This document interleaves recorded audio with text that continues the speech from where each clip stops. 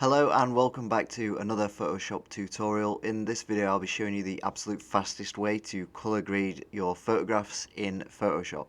So you want to use a particular picture's color scheme from another one of your photographs. It's actually super simple to do that.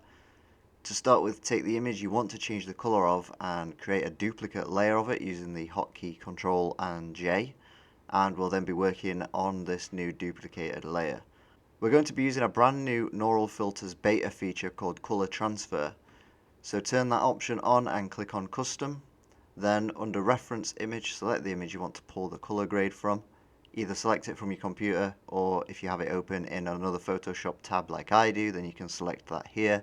Click on your photograph and it will take a few seconds to process the color scheme, and it'll then automatically apply it to your photograph.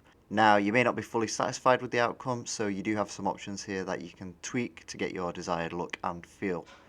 You can try dropping down the color space to RGB, or when using the lab option, this checkbox appears here called Preserve Luminance, and you can see the effect of that option here. So feel free to play around with these option sliders to get your desired look and feel. It may take a second or two each time you make a change in order to process it.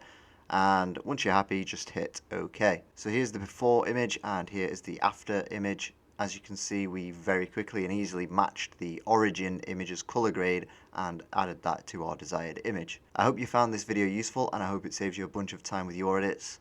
If you did find it useful, please do subscribe to the channel for future Photoshop content, and I'll see you in the next one.